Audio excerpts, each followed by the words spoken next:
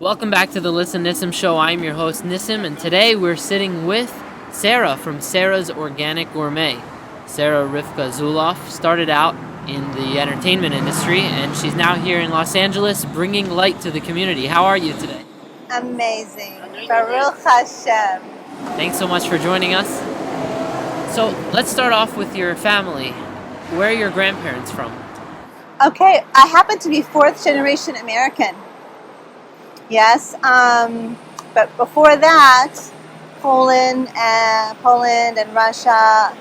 But my grandfather was born in 1899 here, and my family settled in Tucson, Arizona, and that area. Yeah. That's incredible. Yeah. During your elementary school and middle school years, what was Jewish life like growing up? I was very fortunate. I grew up here in Culver City, in Los Angeles, and in Culver City, which was a predominantly Jewish area. In fact, the public school closed for Yom Kippur. Yeah. Because everybody was so many people were Jewish that everybody was gone on Yom Kippur, so they closed. So I had a lot of friends that were Jewish and, mixed. It was beautiful to grow up here in LA. It was a beautiful childhood, and my family was very, not reformed, but just the basics. Hanukkah, high holidays, Passover. We passed around the Maxwell house, Haggadah, like that.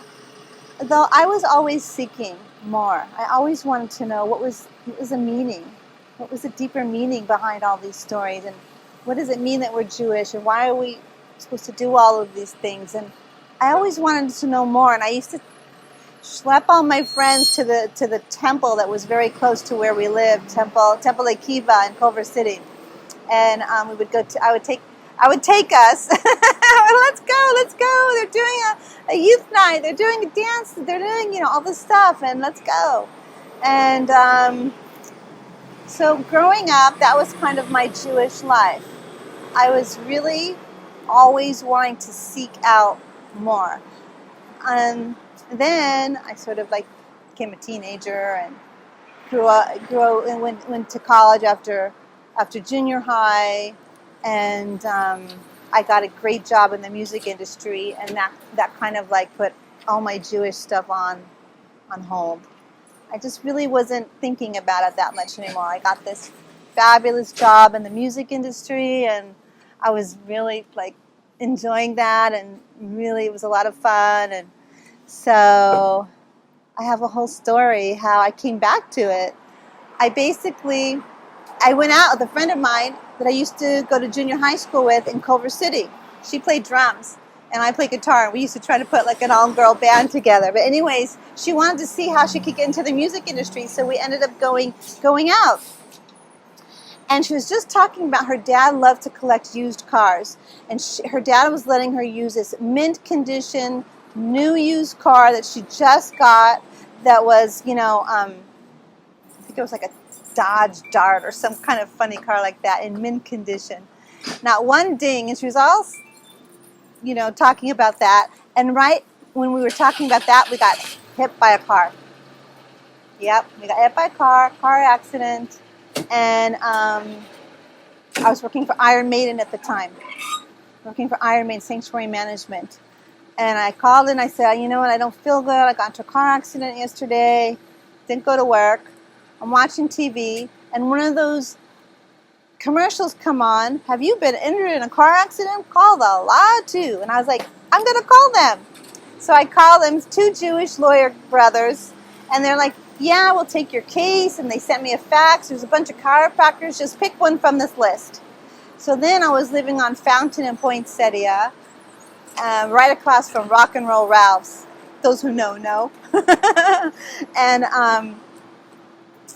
I just picked the closest one, which was on Melrose. I went to Melrose, waiting in the chiropractor office, and out walks this chiropractor / Chabadnik.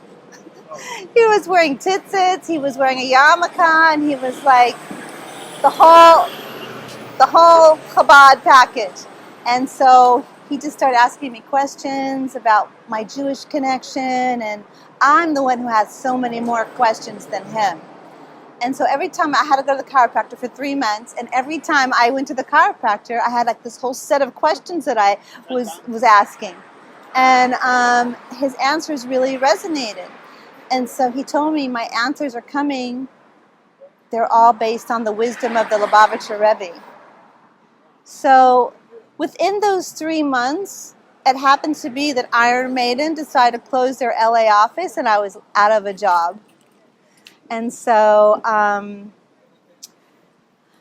have a friend, Vicki Hamilton, who brought Guns N' Roses to Geffen Records, and I'm like, I don't know, I gotta get another job. And she's like, come in, we'll fix your resume. I can get you a job at Geffen Records.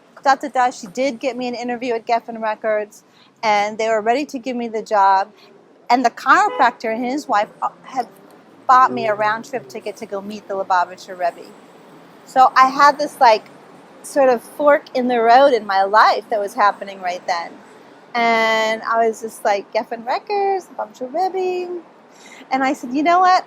I have a good resume now. I'll probably always be able to get a job in the record industry. Why don't I just go meet the Lubavitcher Rebbe? And as soon as I did that, my whole life changed. That was like, that was it. I subletted my apartment out here. I started my whole journey. And I stayed in Crown Heights. I learned in Crown Heights. I learned everything. Hasidus, Jewish law. I was lucky enough to get an apartment right on the same block as 770. So the Lubavitcher Rebbe used to come out to daven with the whole community every day. 10 in the morning, 3:15, and whenever Maariv was. Except for the times he went to the Ohel. So I got to go daven with the Rebbe. I was in a miracle zone. And it was life. It was transforming. I just realized that this is the way that I want to live my life. What was your meeting with him like? So I really did not have a concept of what a Rebbe means. So it was Sunday. He gives out dollars on Sundays, and I had just landed on Sunday. And they told me to go to 770 and get a Rebbe dollar. So I had the taxi drop me off right in front of 770. But right when I got that, they were already done with dollars that day. They were just closing the doors. And I was with my suitcases. I was like, wait, I just got here from California. I'm supposed to meet the Rebbe. I need to see where the Rebbe is. And so whoever was at the door, they looked in, and I guess the Rebbe motioned to let her in. And I literally was by myself with the Rebbe. And it was 1989, and I just said, hi, I just got here from California. Thank you so much. And he just had this big gleaming smile. Like, you look like you felt like you're in the presence of an angel. You are in the presence of an angel. And I quickly realized that I was being way too casual in my conversation with him when I was, all in my little hurry rush trying to get there. And it was a very memorable moment. It was a life transforming. He gave me $3. For a long while, I didn't even know that receiving $3 was a little bit different than receiving $1. And I made a decision from then that this was a lifestyle that I needed to pursue and to bring in Torah mitzvahs. And I'm sure it happened because of those blessings that the Rebbe were giving me. Yeah. Afterwards, did you go back into music? So I didn't really go back into the rock and roll music industry here in Hollywood, but I did start my own company called Loop Entertainment, which was a speakers and entertainment bureau. So I started making connections with all of the speakers and all of the entertainers in the Jewish industry, and I just started booking. events and concerts. I worked at the Karlbach Schule on the Upper West Side. I did 13 concerts for the 13th Yard site, and we had an amazing every Motzi Shabbos we did a concert. There's people who really will remember that. It was a lot of fun. Different bands: Moshe, Peter Hemmelman, Peter Piamenta, Seth Glass, ton of just whoever was in the Jewish scene at the time.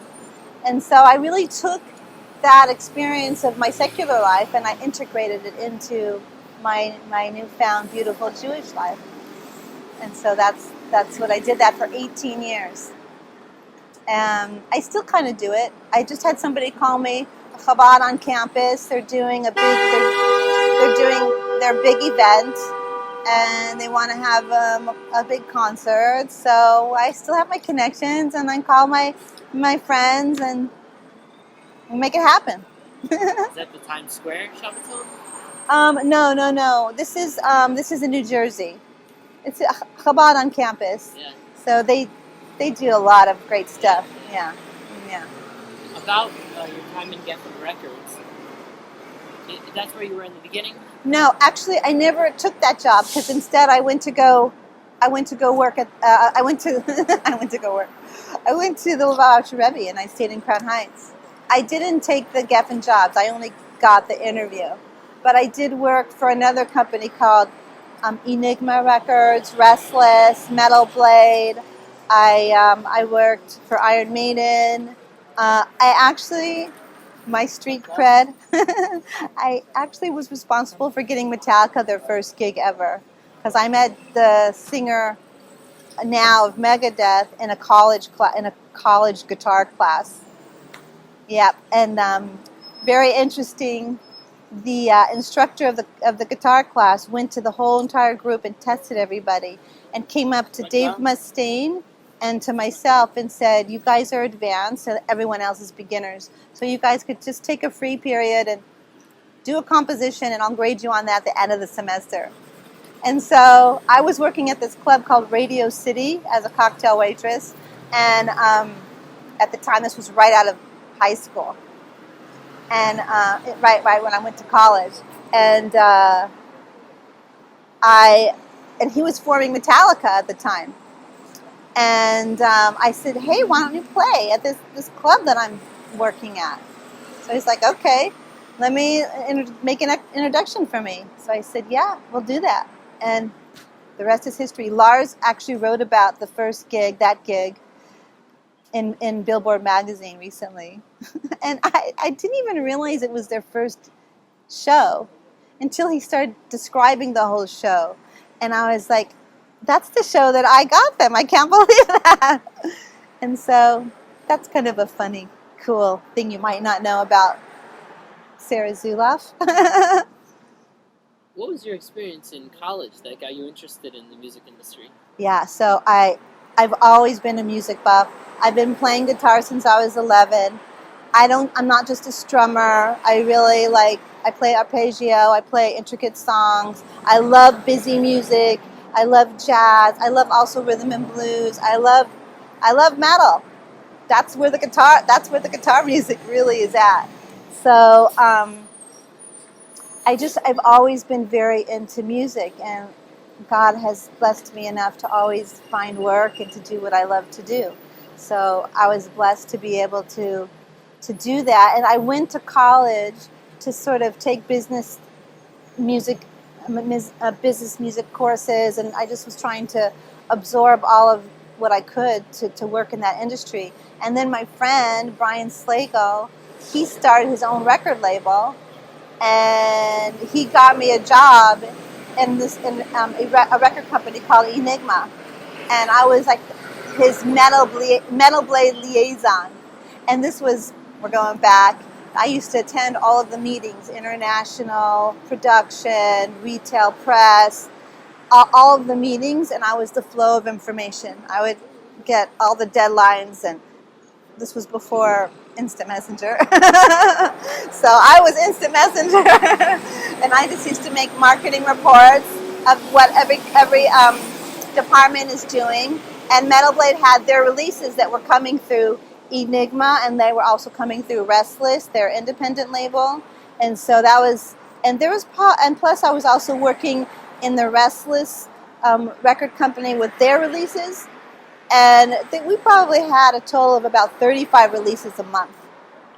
Yeah, and so we would always have to be on top of it. Who's on tour, what's the tour, follow the tour, make sure there's product in all the stores that they're going to stop on their tour, get them interviews, get them in stores, get them press, get them radio interviews, contests, all that. We used to do co-op advertising. We would take ads out in the newspapers, in the local newspapers, and we would do like the record store and the record company and the press, we would do like a three-way sort of cooperative ad, and we would just all that stuff that falls under the category of. I used to work with the artists with their album cover art. I even got 2 bands signed to the label just based on me bringing the cassette into the company and saying, I think these guys are great. Yeah, and so it was a blast. It was a blast. So that's why I went to college. It ended up I left college because the job that I was looking for I already got, not having to finish college. So that was the long answer to your question. So back in Crown Heights, or in New York. Crown Heights, yeah. And you've been there for how many years at that point? I lived in Crown Heights for 26 years. Got married. I have 4 adult children now, Baruch Hashem. Are they working in the music industry too? None of them are working in the music industry. They're all, a couple of them are in the real estate industry. My daughter got into NYU nursing school, and another one has his own company doing finance and cash advance, and they're pretty cool people. At what point during this time did you begin thinking about your own company, Sarah's Organic Gourmet? Yes. So once all of the kids sort of flew out of the nest, I really was thinking to myself, wow, it's very quiet. I need to fill that. And I stood there and I said to myself, what do I love to do? What am I passionate about doing? And I always have been passionate about food and cooking, and I just took my passion for food and my nourishing personality and I put the two together and I said, let's do this. I'm going to do Sarah's Organic Gourmet. And I just started making food.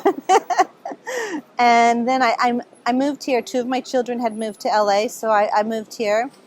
And I had just amazing mazel, amazing luck. I started at Leaders, and I asked Leaders if they had a little bit of time that I might be able to work in their kitchen to develop my product and also be under kosher certification, and then I would pay for that.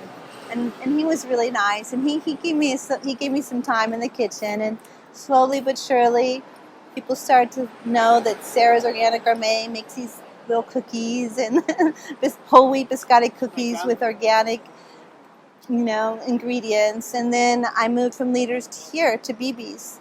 And Dan was also extremely accommodating, and he gave me a chance to really build my foundation and to I had more hours here. I was able to do more hours in this kitchen and sell my product here. And then that moved over to God Kosher, and everyone's been so wonderful and kind to me, and they just see me as a young entrepreneur trying to get their start. I guess I remind them of how they started, and everyone has been so wonderful, and the community has really given me a great response to the product.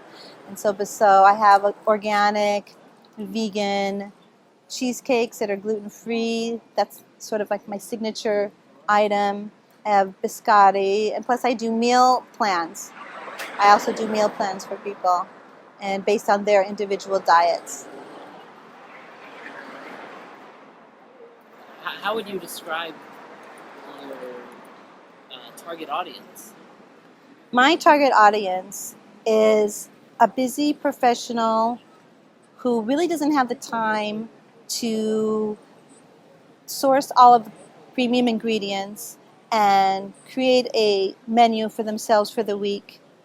And they just want to pick up something that's going to be wholesome and good and make them feel good. And I myself found myself thinking, okay, I want to eat, I'm hungry. But I want the ingredients to be good. I don't want to just grab something that's just going to make me feel like not good. So I said, you know what, there's a need for that.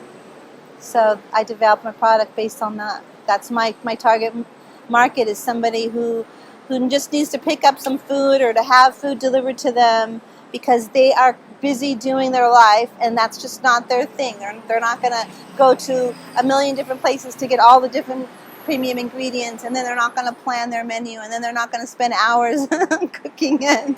That's just, they want somebody to do that for them. They want to eat good and they want to feel good. Was there anything through Judaism that inspired your holistic approach? Organic, authentic, healthy? That's a very good question. It's really important for us to be holistic in our entire approach to life. We have to bring everything in a balance. If we are eating right, we're nurturing, we're getting the right vitamins to our whole entire system. We need proper brain function. We need proper energy. We need all of those things to serve Hashem. If we want to serve Hashem with joy, we have to feel good. And feeling good is not something that just happens. You have to invest in that. And so body and soul is one, really. You really have to bring both of those things into balance.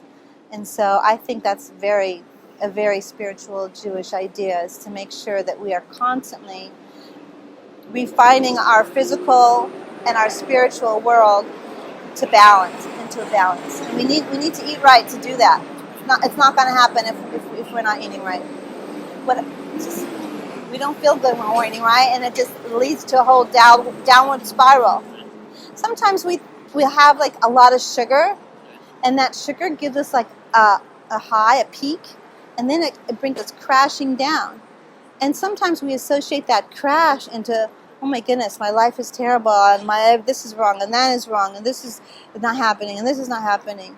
And that's really, you're only experiencing a biological chemistry that happened in your system that might be a lot better if you would have cut down the sugar to the bare minimum and just had something that gave you good energy. So we need to spend more time talking about these things, because it affects a lot of people who are going through depression, substance abuse, teenage at risk. There's a big need for awareness, just about eating right, and I believe that that's very connected to Torah observance. At some point, are you going to begin selling your food outside of Los Angeles? I sure hope so. Yeah. Yeah. I'm working on packaging. I'm fine-tuning all of that right now. We're in production with the packaging.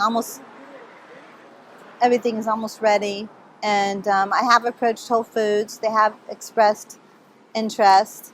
And there's a lot of hoops to jump through for that one. And Whole Foods is great. I love them, and I would love to be in their stores. There's many outlets. Direct sales. I have a website. It's a good way to go, and all of these things we're planting the seeds. Yeah. What's the name of the website? sarahsorganicgourmet.com or sarahsog.com. Okay, so now let's move to Los Angeles. When you first got here, what was the first synagogue that you were exploring, and how did you find the Happy Men in it? So,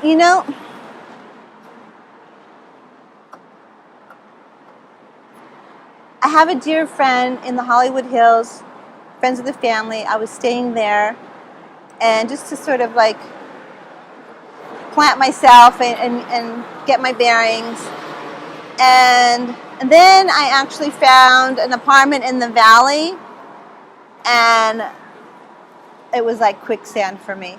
I felt so out of it. And I said, I need to be where Shabbos is going to be great. That's where I need to live. And I know one thing, Shabbos is going to be great if I'm at the Happy Minyan. Because I worked at the Carlebach Shul for a year on the Upper West Side, that was my introduction to Carlebach. And I have been in the Carlebach Shul, and the davening is like no other. You're in a separate portal. You feel like your tefillahs are going straight to Shemayim. I can't explain it any other way. It's like no other place davening in a Carlebach style. Practically the whole tefillah is a song. And I, being musical, and my music, that's how my neshama really evolves.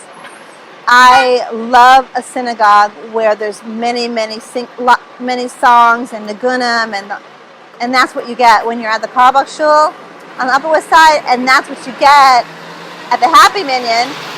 And because I was in the Jewish music world, Moshav was a part of our world. I brought my kids all grew up on Moshav. I took them to almost every single concert. We got in the van, we grabbed their friends, and we were all about Moshav. We were our favorite band. Now they still go to the Moshav concerts, and they always go up to Yehuda. They're like, I just want you to know my mom brought us up on your music, and we love you guys. And I love them, and we're so lucky because the singer of Moshav is our Chazan and Happy Minyan. I could not be in a happier place for my prayers and my davening and my Shabbos. Besides that, which is awesome, the community of Happy Minyan is one that the people are really there for you. They really care about what's going on in your life.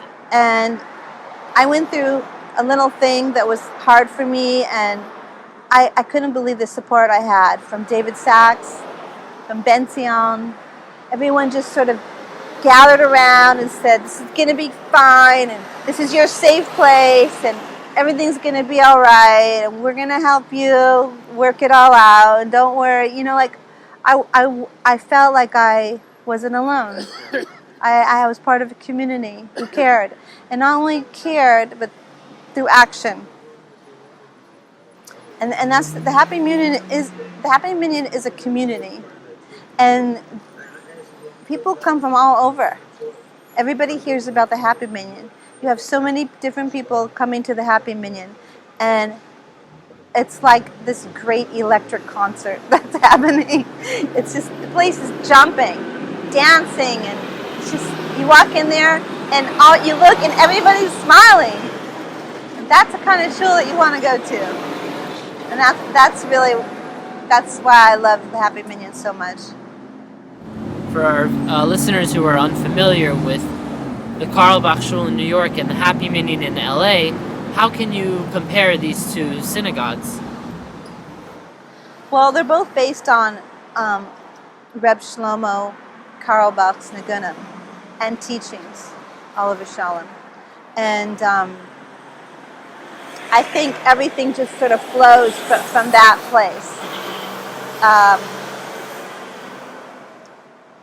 I think they're connected. The two places are connected. Stewie Wax is the one who started the Happy Minyan.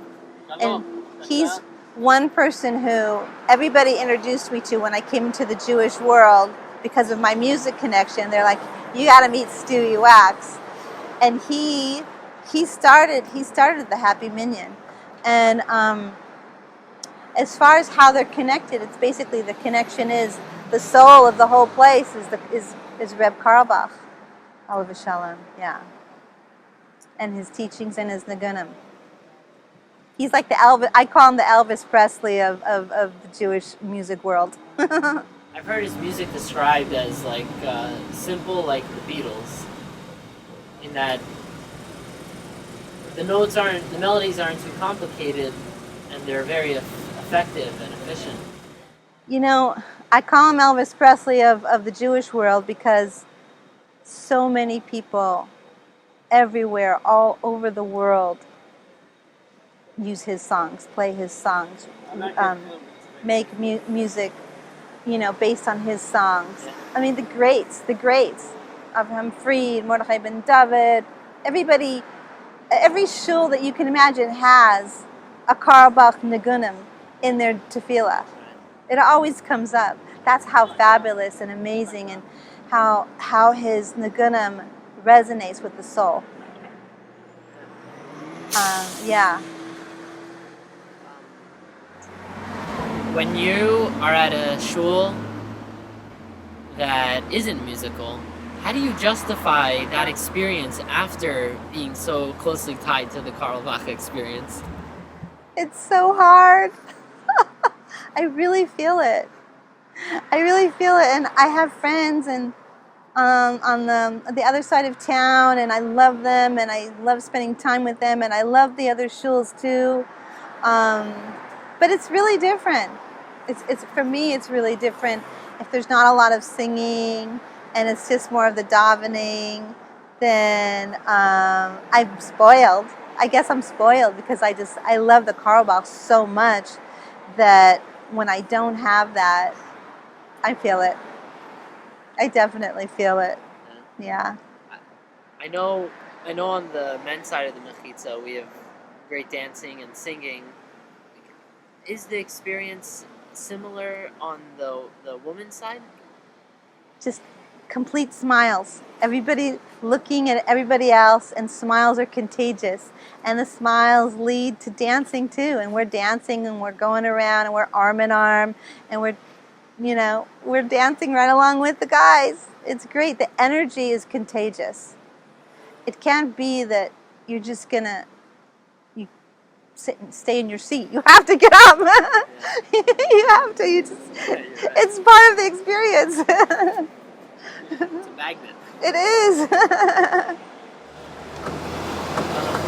Okay, so we'll wrap up.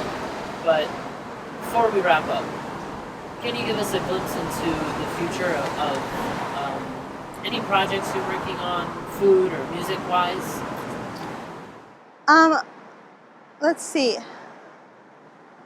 My food business, I am focusing on reaching the masses because they need it. They need that food. And they need to be able to identify that Sarah's Organic Gourmet is the premium ingredients that they really need and want, and to live a functional, productive life.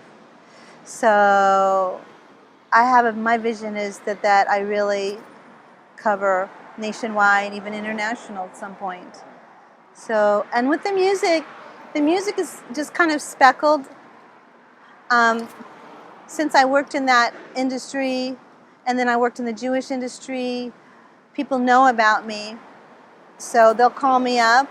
But that happens every so often. I do happen to actually be working on something right now, and I like that I can be connected and I can be part of simcha in our Jewish world. I could help facilitate all of those people who are going to college campus and they might not necessarily be connected with their Judaism yet. I have a little part in making the connections for them to see a band like Moshav or maybe Distant Cousins or any, who are just full of energy and good, something kosher. And I'm happy also that I can be part of people's better health with my food, and that's a big honor to be able to be involved in both of those areas, to contribute in that way for simcha and for health. So I hope I can really cover a lot of people that way. I briefly mentioned our Jewish electronic dance music project. Yeah.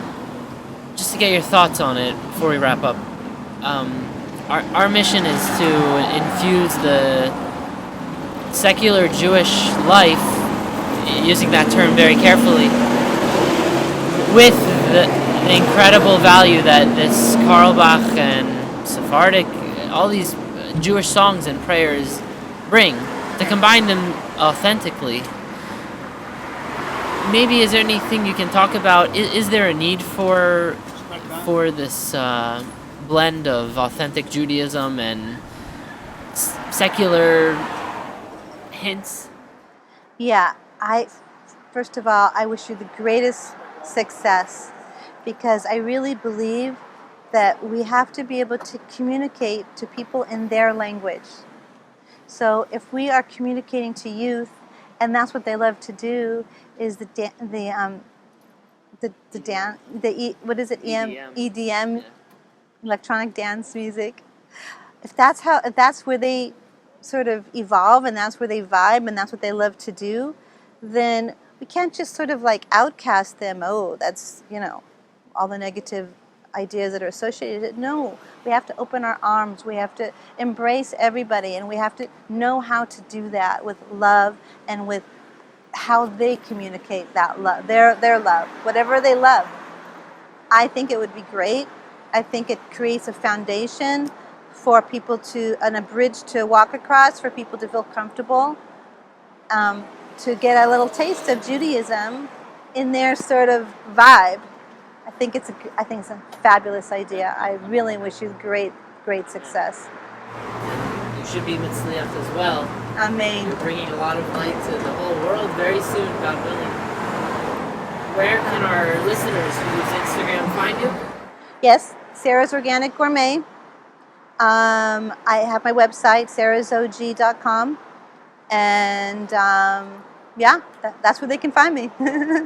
Thank you so much for taking the time out of your day to talk with us and impart some of your great light to us. Thank you. Thanks so much.